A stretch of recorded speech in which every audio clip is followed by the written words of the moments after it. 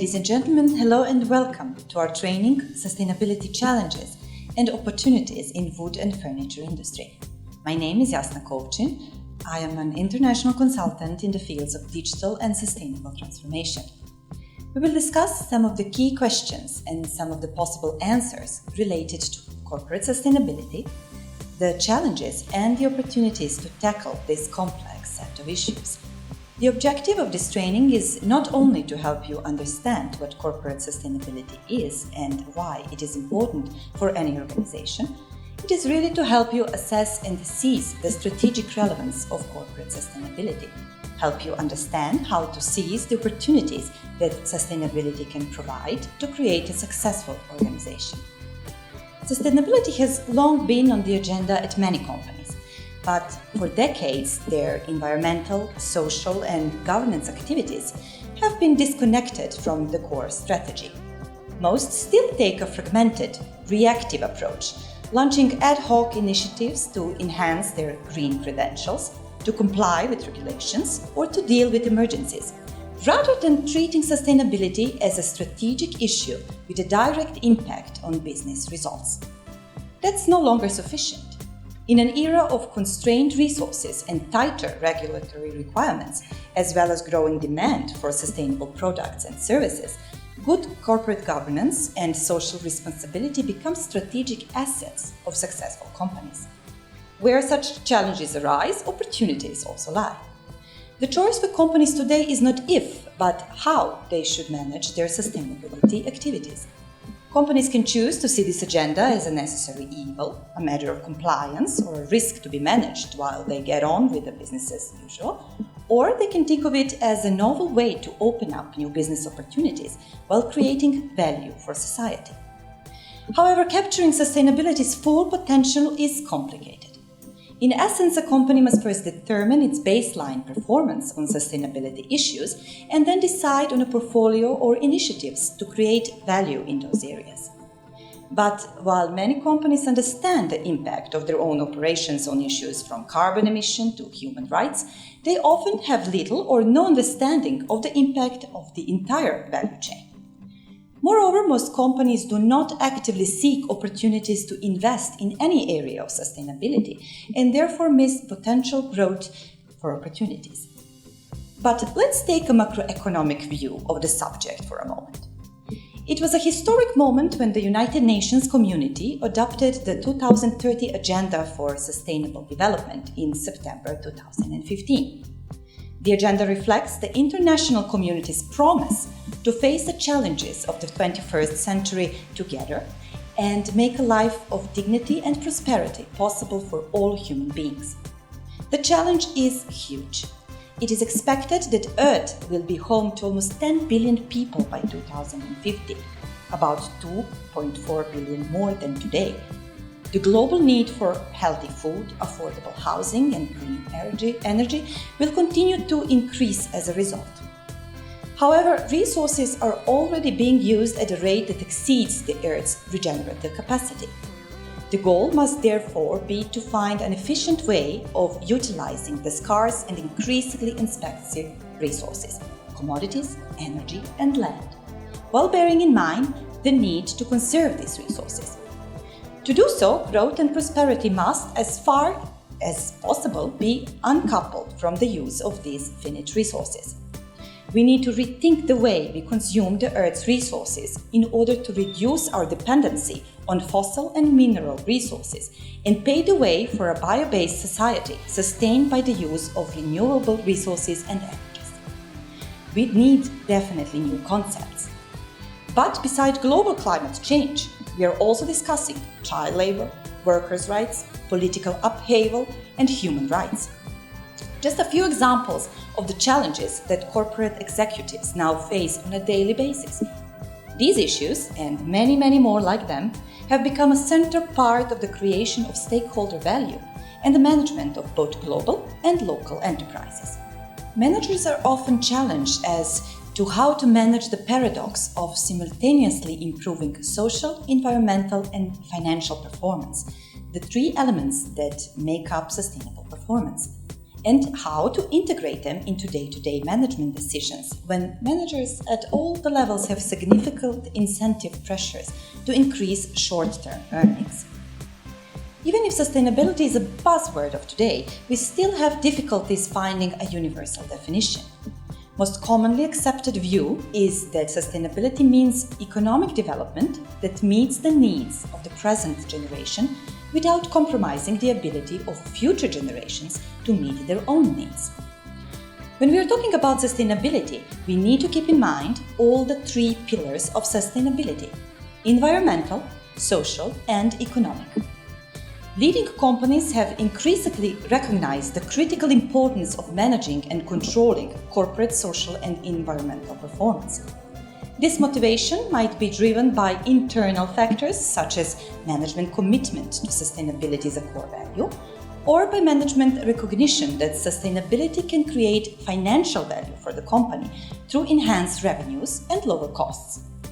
Often, however, there are strong external pressures such as legal regulations, market demands, competitors' actions, or pressures from NGOs.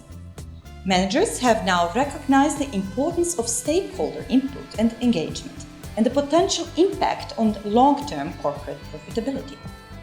The consequences for businesses when they do not effectively consider the impact of their actions on society are often substantial.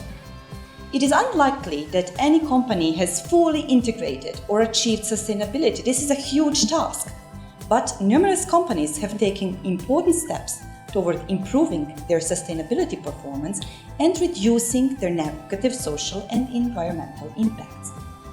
Business leaders who want to respond sensibly to activist calls for corporate responsibility should think about the issue in the same way that they would with any other business problem. Sustainability cannot be managed as just a public relations strategy to pacify stakeholder concerns or to call greenwashing. Doing so can be quite risky as stakeholders expect actions and results to be consistent with rhetoric. So, what are the drivers of sustainability? Over the last years, there has been an expansion of global sustainability standards issued by international organizations. And to date, perhaps the most comprehensive and visible of those global standards is represented by the United Nations SDGs, the Sustainable Development Goals. The 17 SDGs are adopted by 193 UN countries. They recognize that action in one area will affect outcomes in others, and that development must balance social, economic, and environmental sustainability. The SDGs have become the common language and overall framework for developing, managing, and communicating sustainable business strategies, goals, and related activities. On European Union level, climate change is recognized as one of the greatest challenges. By 2050, the world will be consuming as if there were 3 Earths, planets, and not only one. Global consumption of materials such as biomass, fossil fuels, metals, and minerals is expected to double in the next 40 years, while annual waste generation is projected to increase by 70% by 2050. As half of total greenhouse gas emissions and more than 90% of biodiversity's loss and water stress come from resource extraction and processing, the European Green Deal launched a concerned strategy for a climate-neutral, resource-efficient, and competitive economy. Scaling up the circular economy from frontrunners to mainstream economic players will make a decisive contribution to achieving climate neutrality by 2050. Even if most of the proposed standards remain voluntary and are multi-stakeholder in the sense that they call for action of governments, companies, civil society, and the individuals, we can see that increasing number of goals, like European Green Deal goals, turn into national strategies, directives, industry standards, initiatives, and regulations. If we take a look at wood in context of selected political strategies which promote green, circular, and bioeconomy, we find a number of regulations on the international, national, and EU level. For example, as we already mentioned, United Nations set agenda for sustainable development, the Paris Agreement on Climate Change, and G7 Summit Leaders Declaration. On the level of European Union, we have EU Forest Strategy, initiatives as Innovation Union and Resource Efficient Europe, as well as EU Circular Economy Action Plan. On the national level, let's take Germany for example, there is a number of policies like National Forest Strategy, Climate Action Plan, National Sustainable Development Strategy, Program for Sustainable Consumption, and so on. Non-compliance with regulations was, and still is, costly, as regulatory non-compliance costs to companies include penalties and fines, legal costs, lost productivity due to additional inspections, potential closure of operations, the related effects on corporate reputation. Customers are changing. The general public, consumers and NGO activists, even employees, are becoming increasingly aware of the issue and the impact that companies have on society and the environment. Identifying these issues that are important to key stakeholders and improving relationship can foster loyalty and trust. The health, economic and social crises of recent time have raised people's expectations about the role of business in solving global problems. Practicing eco-friendly habits has become nearly universal, and purchases of environmentally safe furnishing are on the rise. The three most important attributes respondents said they look for when purchasing furniture were unchanged from previous years, but sustainability concerns entered in the fourth position for the first time. 100% of people said that what is most important for them is style. Then comes quality with 98%, fair price with 95%, and the fact that the furniture is made with materials and processes that do not harm the environment is now 86%. According to the report, over 86% of home furnishing purchasers would choose eco-friendly home furnishing if they like the style and the price was within their budget. This change in consumers' reference confirms that we are at the stage in which integrating sustainability into a company's strategy will help it achieve a competitive advantage in the long term. Economic profit. Sustainability can also create financial value for the company through enhanced revenues and lower costs. In other words, managing sustainability is just a good business decision. Revenues can be increased through increased sales due to improved corporate reputation. Costs can be lowered due to process improvements, identifying and cutting costs related to unnecessary electricity and water consumption, making vehicle fleet more efficient, getting rid of overpackaging, and so on. Environmental, social, and governance funds assets continue to grow dramatically, driven by new product launches, money inflows, and fund rebrandings. Global ESG funds assets increased to 3.9 trillion in September 2021. Up from 1.65 trillion at the end of 2020 and only 1.28 trillion at the end of 2019. Indeed, investments in ESG have increased significantly during the COVID-19 pandemic because they are perceived as safer havens. The perception is that sustainable companies have superior management quality and a better ability to measure and manage unusual risks, example climate change. Societal and moral obligation. A personal concern for social and environmental impacts and their social and moral obligation has led some executives and corporations to include sustainability in their strategies. Some companies, like Patagonia, the outdoor clothing company, wants to put the environment first in their business. They are one of the first companies to reuse materials. In contrast, General Electric has made it clear that they're focusing on innovation and the environment in order to increase revenues and stay competitive. CEO of the company made it clear that this is about business first. In any case, limited statistics that we're having so far is clear. Sustainable companies outperform their benchmarking peers, especially if companies committed to creating value through sustainability efforts. Standards and certifications for suppliers. 78% of leading companies say that they have mostly or completely integrated sustainability into the management of their supply chains, while other smaller companies are following with 37%. And when global players like IKEA make changes in their worker and environmental practices, they can move through their global supply chain. Instruments that companies are usually using to facilitate environmental improvements by their suppliers is to require compliance with third-party environmental certifications and/or with their own specific environmental and quality standards. Most common requests is use of FSC certified wood for part of their products, a certification that guarantees that wood is sourced from responsibly managed forests. They also control the compliance of incoming products with environmental and quality standards they set. IKEA demands ISO 40001 certification, environmental management system from their suppliers and the compliance with its own code of conduct for responsibly sourcing products, services, materials and components.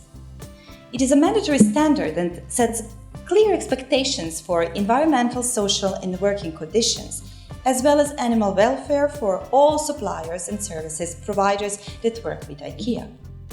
Some other smaller companies whose family-run suppliers would not afford the high cost of compliance and certification, they ensure that the environmental features of the products are guaranteed by a tough internal control system, while the control of suppliers' manufacturing process is less formalized and more based on first-hand knowledge of the processes used by suppliers. This is achieved through frequent on-site visits and by co-developing process innovations. European Union law requires certain large companies to disclose information on the way they operate and manage social and environmental challenges. This helps investors, civil society organizations, consumers, policymakers and other stakeholders to evaluate the non-financial performance of large companies and encourages these companies to develop a responsible approach to business. European Union rules on non-financial reporting currently apply to large public interest companies with more than 500 employees. This covers approximately 11,700 large companies and groups across the Union. Under non-financial reporting directive, large companies have to publish information related to environmental matters, social matters, and treatment of employees, respect for human rights, anti-corruption and bribery, diversity on company boards in terms of age, gender, educational and professional background. Good performance on sustainability can garner a positive reputation with stakeholders and improve community relations and business performance. Alternatively, the consequences of mismanaging sustainability and stakeholder relationship can be significant and costly in terms of reputational damage and potential impact on the bottom line. No doubt that sustainability journey is a bumpy ride with lots of challenges. Presented barriers are part of a study that aims to contribute to a greater understanding of the factors that limits the implementation of transition to circular economy as perceived by European furniture companies. This is not meant to discourage you, of course you will not be facing all of them. Barriers are largely subjective and depend on location of the company, markets served, age and size of company, materials used, outsourcing activities and so on. But let's mention some of the most common challenges. In the policy area, companies are sometimes facing lack of support from public institutions or incoherent policies at different levels. On some markets, negative perception of recycled products still exists, as well as lack of consumers' awareness and interest. Also lack of incentive to design for end-of-life products, leading to price sensitivity of the product on the consumer side.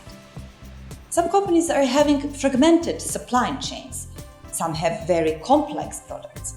Some are facing a low value of raw product material at the end of the life cycle. Often there is a lack of resources in technical sense, like recycling and recovery technology, lack of qualified professionals or circular economy knowledge.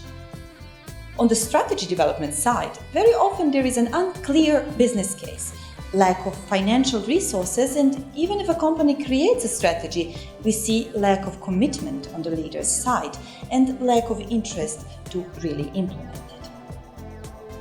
Talking about circular economy, it is a new way of creating value. It works by expanding product lifespan through improved design and servicing, and relocating waste from the end of the supply chain to the beginning. In effect, using resources more effectively by using them over and over, not only once. Today's manufacturing takes raw materials from the environments and turn them into new products, which are then disposed into the environment after use. It's a linear process with a beginning and an end. In this system, limited raw materials eventually run out and waste accumulates. On top of that, manufacturing processes are often themselves inefficient, leading to further waste of natural resources. In a circular economy, however, products are designed for durability, reuse, and recyclability, and materials for new products come from old products. As much as possible, everything is reused, remanufactured, recycled back into a raw material, used as a source of energy or as a last resort disposed of. Therefore, wood is a perfect material to be used in circular economy. Wood is also really multi-talented. Whether it is used as a basis for textiles, as a substitute for plastic, or for a multi-story residential building in the city, few materials are as versatile as wood. It absorbs CO2 through photosynthesis and wood growth, and when wood is harvested and used, the carbon remains stored in the resulting products. Wood is perfect energy substitute also. Using wood replaces finite fossil energy sources such as oil, gas, or coal. And it's good material substitute because wood products usually require less energy to manufacture and dispose of than products made from other materials. At the same time, the development of innovative products and processes has the potential to give rise to completely new fields of application of wood. Combining wood with other materials and working with other sectors therefore contribute to the advancement of a so-called bio-based economy, supported also by the Global Reforestation Plan. Let's see some examples of sustainable use of wood. The construction sector is one of the most resource-intensive industries. 90% of all utilized mineral resources are used to manufacture construction materials and products. This means that the construction sector accounts for a significant share of the required energy and the CO2 emissions they cause. Less fossil energy is usually required to manufacture and dispose of construction materials made from wood than materials made from finite mineral resources. Building with wood can therefore make a considerable contribution to reducing CO2 emissions and consequently to climate change mitigation. We have around 18% of single-family and two-family houses made from wood. But when it comes to multi-family residential construction, here we are on only 2%. In high-rise apartment building construction, wood construction is limited to a few reference buildings and flagship projects. In cities, wood construction is therefore still clearly underrepresented. All through the technical and economic advantages of wood as a construction material are obvious when it comes to meeting the growing demands for affordable urban housing. Alongside new construction, the modernization and renovation of existing buildings also play an important role. Roughly 2/3 of the wood used in the construction sector is used in modernization and renovations, such as to create extra living space or to renovate buildings in a way that increases their energy efficiency. And at the end of its useful life, the wood used in buildings can be recycled or reused as thermal energy, both of which are outcomes that have positive effects on the climate. HOHO building is short for Holz Hochhaus, which stands for wooden skyscraper. This is an 85 meters high, 34 stories tall, 25,000 square meters building currently being built in Vienna, made out of 75% wood. 16,000 square meters cross-laminated timber. The timber and wood used for the building, mostly local spruce, regrows in the Austrian forest in 75 minutes. The Siasa is an all-wooden high Alpine family home in South Tyrol. Based on the archaic form of the house, no distinction is made between roof and facade. The three above ground floors consist entirely of wood from the surrounding forests. The load-bearing structure made of spruce, the interior surfaces and the specially made furniture made of solid hand-planted stone pine. The facade is clad with a tenon with a hand-split large springles, all sourced from nearby forests, processed by local craftsmen. The concrete for the basement consists of dolomite rocks from the stream flowing past. The Arco greenhouse is an example of sustainable bamboo architecture, the first building of its kind ever made. The Arc is built in Bali from a series of intersecting 14-meter-tall bamboo arches, spanning 19 meters, interconnected by anticlastic grid shells which derive their strength from curving in two opposite directions. The Arc employs one of the nature's greatest strategies for creating large spaces with minimum structure. So why use bamboo in construction? Because of its strength, beauty, and flexibility, and also because with its 4-year growth cycle and carbon sequestration capacity, it is the most environmentally conscious building material conceivable. Bamboo have been used for 10,000 years, but not until recently that we know how to protect it from insects and make it even stronger and longer lasting. Many exhibitors construct temporary showrooms without considering the waste and pollution caused by them. To counter this problem, an outdoor pavilion was designed to unveil a comprehensive and sustainable design solution. The architect used plywood for its particularity to be recycled for secondary use. 821 pieces of prefabricated local market standard size plywood were used. It can be easily assembled or disassembled on site within 48 hours, which drastically minimizes time and construction costs. After the exhibition, the entire building was transformed into 410 sets of tables and chairs suited for nearby communities. Even if we are going to talk about eco-friendly furniture more later, I would like to point out a few things here. A steadily growing number of designers are opting for eco-friendly furniture as a gesture toward environmental protection. Sustainable furniture assures longevity, beauty, and strength. They're made with minimal amount of chemicals or pollutants. Recycled content like plastic, glass, metal, salvaged wood and recycled fabric, wood pellets are effective to combat environmental-related concerns. Then materials which do not emit toxins, carcinogen and volatile organic compounds, and some from certified farms, and guarantee socially sustainable work and ecology growing and harvesting. Then local production, etched out by local artisans. Less processing, furniture which involves less processing time, lower carbon emissions, and consumes lesser natural resources like water, and facilitates use of alternative energy resources like solar power. Upscaling furniture on the basis of existing furniture pieces by changing finishing materials like fabric, veneer, laminate, and so on to give an entirely new look. Fair trade practices are also important. Companies making this furniture essentially practice fair trade, which involves fair pay and no exploitation for workers. Durability is a key, as cheap-priced pieces don't last as long and end up in landfills soon after purchase. Honex is an innovative Barcelona-based company that manufactures a carbon-neutral, circular, biotech process that upcycles waste fibers into fully recyclable, non-toxic panels. These panels have an outstanding sustainability profile and mechanical properties suitable to be used as indoor cladding and partitioning. The Honex industrial process is bio-based, zero waste, and resin-free. Today, Honex uses as main raw material the sludge waste from paper mills and post-consumer cardboard waste. Only in the European Union, paper mills generate more than 7 million tons of this waste every year.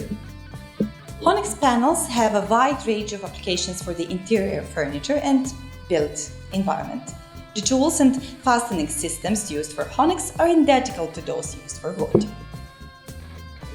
And again we have bamboo, but this time as advanced biotech composite, based on a patent of Mrs. Marcelina Manson, the former Deputy Director General of Forest Research Institute of Malaysia. Architect Professor Dr. Ramesh Biswas creates prefabricated walls and plates for interior and exterior use and free forms made out of pulp. Local carpenters in Europe are producing the plates out of raw material and by bamboo fibers. The product is stronger than concrete or steel, has almost no moisture or water intake, is lightweight and can be reused after the end of lifetime of the building. Peter Opswig's award-winning Trip Trap chair is a perfect example of sustainable innovation and design for environment. The chair is meant to last a lifetime by adjusting and growing with the child. These were just some of the random sustainability good practices, but let's talk now a bit more about sustainability along the company's value chain. First, let's have a common understanding of what a value chain is. A value chain is used to describe all the business activities it takes to create a product from start to finish. A value chain analysis gives businesses a visual model of their activities, allowing us to determine where we can reduce costs, improve efficiency, create more value, and in our case, implement sustainability practices, all in order to increase margins and establish an advantage over competitors. Michael Porter, a Harvard Business School professor, introduced a simple value chain model in his book Competitive Advantage. He developed the steps to perform a value chain analysis and split business activities into two categories: primary and support. Specific activities in each category will vary according to the industry. Primary activities are essential for adding value, and they consist of inbound logistics. This is the transportation and receiving of raw materials from suppliers. This activity also involves managing and sourcing materials. Then operations. Operations are how the materials and resources are produced, resulting in a final product or service. Here you may also look at the warehouse, machinery, and assembly line, product design. Then outbound logistics. When a product or service is finished, it needs to be distributed. Outbound logistics describe your ordering and delivering process. Marketing and sales is the next step. This is how your product or service is presented and sold to the ideal target market. These involve making decisions about distribution channels, pricing, promotions, and so on. And finally, service. After-sales service are activities of maintaining the value of your product. Refers to customer service, maintenance, repair, refund, and exchange. Supporting activities are managing activities within the value chain model. They aim at assisting the primary value chain activities. First, the firm infrastructure. This is a company's organizational structure and daily operations for all the value chain activities, both primary and support. The infrastructure consists of management, planning, finance, and quality control, to name a few. Then human resource management encompasses all the processes and systems involved in managing and retaining employees and hiring new staff. Technology development helps a business innovate, and technology can be used in various steps of the value chain. Procurement. This is how the resources and materials for a product are sourced and suppliers are found. The goal is to find quality suppliers that fit company standards, requirements, and budget. Now let's have an example from furniture industry. By analyzing the various stages of the furniture value chain, like input, production, final product assembly, distribution, and sales, I would like to highlight a variety of green strategies and how these are transmitted from some of the leading firms to other actors along the furniture value chain. According to the survey administered to Italian furniture firms, input provision and production are the functions more often at the center of improved environmental practices. In relation to inputs, the main environmental challenges concern resource consumption and the reduction of biodiversity generated by inconsiderable use of forests. This is usually addressed through the use of certified wood and recycled raw materials. In relation to production processes, the main environmental concerns are emissions and hazardous substances, which are usually handled through the use of lower polluting varnishing systems and by reducing the use of chemicals and energy. I would like to explain on the example of two companies, Valcucini and IKEA, different ways of greening of value chain to highlight how different mechanisms could lead to a similar set of outcomes. These two firms were selected because both are successful in their respective markets and are committed to sustainability. They are a contrast in terms of environmental approach, size, business model, and internalization strategies. For IKEA, sustainability is a tool to reduce costs. For Valcucini, it is a part of differentiation strategy. IKEA, Swedish-based company, is the typical multinational firm. Actually the largest furniture retailer worldwide, selling low-cost items that have been produced by a large number of suppliers all over the world. Valcucini is located in northeast Italy. It's a typical district firm producing high-end furniture, relying on a wide network of mainly local partners. IKEA employs 2,200 people. Social and environmental sustainability are currently integrated into the firm's overall strategy. In the early 80s, IKEA took up the environmental challenge as a response to policy and media pressure. Later, it became more proactive and developed a coherent environmental strategy, since it recognized that there was a huge potential in terms of cost saving. Valcucini, on the other hand, employs only 170 people. Their success relies on its business model, a mix of high product quality, attractive aesthetic design, technological innovation, and attention towards sustainability. The firm has prioritized the reduction of the environmental impact of production and consumption since the beginning. As it grew, this feature became one of its core competitive advantages, strongly built in its corporate culture and brand. Both firms outsource the majority of production activities and are focusing mainly on higher value-added functions, such as design and marketing. They represent examples of the manufacturers without factories. However, the two firms organize their value chains completely differently. IKEA has some productive facilities, managing almost all the manufacturing steps of the wood furniture value chain, but representing a minor part of the firm's input, and relies on a wide and global network of suppliers, almost over 1,000 of them. Valcucini does not perform any manufacturing activity except for assembly, and relies on a network of almost 300 suppliers to manufacture kitchen components, located mainly in the proximity of Valcucini. While design and marketing have gained much importance, the retailing function is still the most important activity for the Swedish multinational. IKEA-branded products are sold exclusively through IKEA stores. IKEA products are designed and developed mainly by them. Collaboration with suppliers is needed for the introduction of more complex innovation, but more often it is IKEA that shares knowledge and information with suppliers to ensure the upgrading of their technological and environmental capabilities. For Valcucini, design and marketing are the major activities that are performed in-house.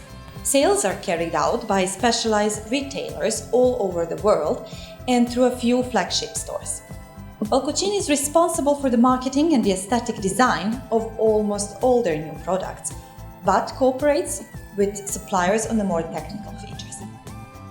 Both firms are committed to reduce their impact on the environment, but differ in the priority they place on different environmental problems and on the approach they take to tackle them. IKEA's priorities are reducing greenhouse gas emissions and managing a sustainable use of natural resources, while Valcucini's ones are reducing the amount of materials used in the production process, reducing the environmental impact of the furniture disposal, and improving recyclability. In addition to reducing the environmental impact at the input level, Valcucini focuses mainly on innovation in the final product. IKEA focuses on production, distribution, and sales. As far as inputs are concerned, IKEA requires parts of its wood furniture to be made by wood coming from forests that are certified as responsibly managed, substituting solid wood to the advantage of board materials and using renewable, reclaimed, and recyclable materials. Valcucini uses materials such as aluminium and glass, which are recyclable and require a lower amount of glues and other chemicals. As far as wood is concerned, it uses species grows in purposely created plantations or in European forests in which certified forestry projects are in course. More importantly, the design developed by the company enabled a drastic reduction of raw materials used. The strongest focus for IKEA is on the processes, reducing the impact of production and distribution on greenhouse gas emissions, soil and health, rather than on the product itself. Coherently with the policy of the firm to produce at the lowest cost, IKEA continuously introduces incremental innovations aiming at reducing materials and energy use and at minimizing waste throughout the product's life cycle. Thanks to the flat packaging design and the assemble-it-yourself model, also born as an additional way of keeping costs at the lowest level, the company is able to lower emissions throughout distribution. Furthermore, it is continuously improving energy efficiency and the use of renewable energy at its stores. Moreover, it has planted special pallets made by recycled and recyclable plastics that optimize storage and transportation, using low-emission trucks to ship its products. Valcucini has also introduced process innovations to improve eco-efficiency, reducing toxic emissions and waste. 20 years ago, it was the first Italian kitchen manufacturer to obtain ISO 14001 environmental certification.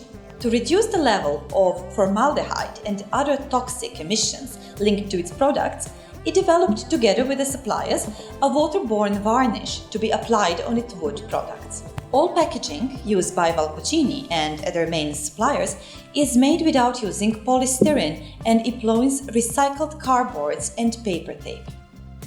However, Valcucini is not involved in the reduction of environmental impacts at the level of distribution and retail, given that it has no direct control of these functions. At the same time, it has much stronger commitment than IKEA on reducing the environmental impact of the product itself. Through careful design, Valcucini's kitchen embedded several features that make them environmentally cutting edge. Kitchens are designed to be technically and aesthetically durable.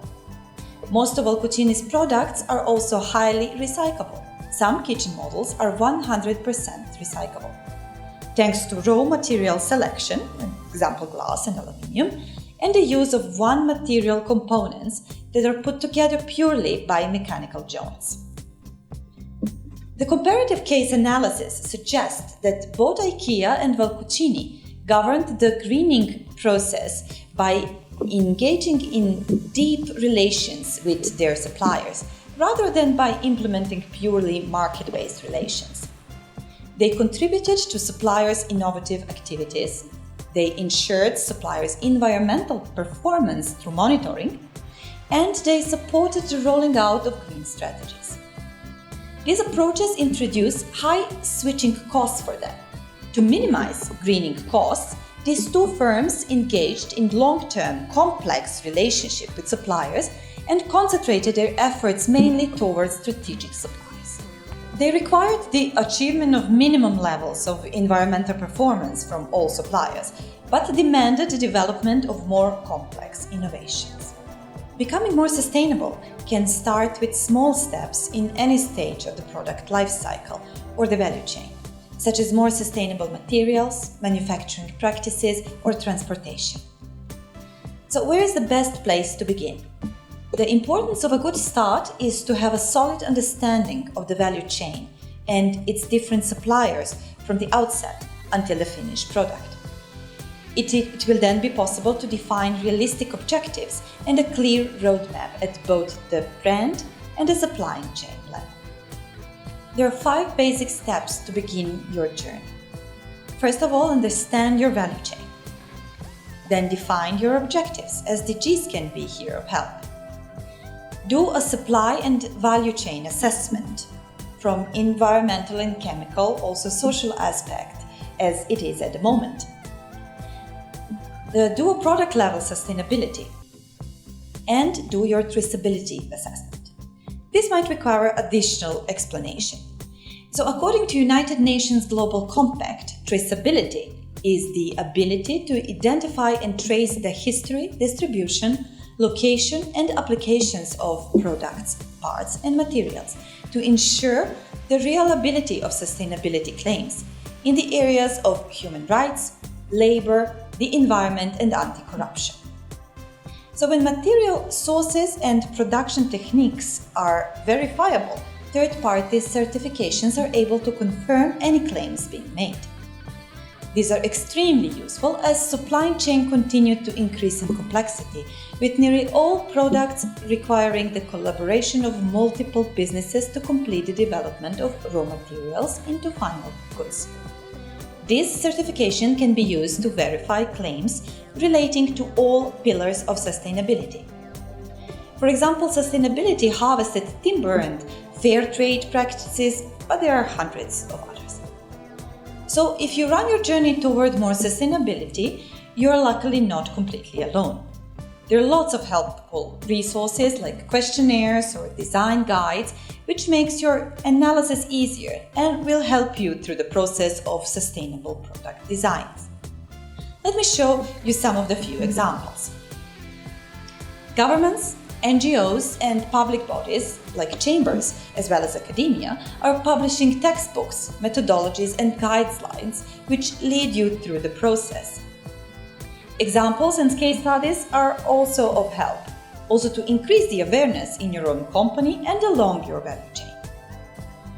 Look for Design for Environment guidelines. It is a set of questions for each phase of a product's life cycle that will lead you to more ecological and innovative products. Some leading design companies like IDEO are publishing design guides and templates which will make your work much easier. There are a lot of questionnaires, like one published by consulting company Warp Innovation from Vienna, which help you analyze ecological, social and economic aspect of your business and help you get started. This will give you plenty of ideas and motivation. But keep in mind the following things. It is very important, no matter which actions you intend to take to make a sustainability your priority on a strategic level and address these topics to fulfill your organizational purpose, to align with your goals, mission and values.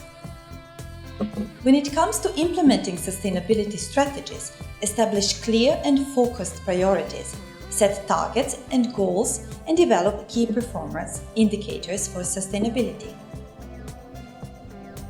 It is also crucial for success to engage workforce in sustainability efforts, to make it part of corporate culture, so they can understand how sustainability efforts align with the company's strategy. Put effort in understanding customer expectations and response with changes in your products. Seek customer input on sustainability attributes of your products and services and highlight that attributes in your marketing efforts. While companies can do a lot on their own to improve their sustainability performance, many face challenges that are industry-specific or related. To address these systemic difficulties, companies might form coalitions with industry peers and work together on setting new standards, promoting technological innovation, or advocating for policy shifts. So to wrap up, sustainability is not only important from a macroeconomic perspective, as we all need to participate in the battle for a better future with almost no ecological damage, more social equality and inclusion, and economic resilience, but is also for every single company an important strategic asset of the near future. Besides regulations, laws, and standards, and quickly increasing awareness among stakeholders, in the near future investments will be more and more based also on sustainability factors. Public fundings will have sustainability as an important assessment criteria. Big projects, especially when co-funded by public, will have to meet strict sustainability criteria, thus creating possibilities for companies offering solutions for this. But most important, we can see a quickly changing behavior of the customers, which are integrating sustainability as a major selection and buying criteria, often even willing to pay a premium for more sustainable solutions. From the perspective of especially small and medium enterprises, this does not need too much effort. Questionnaires, sustainable design guides, collaboration with academia, product designers and other companies often will help to find some quick wins, and the sum of lots of small steps leads to giant leaps.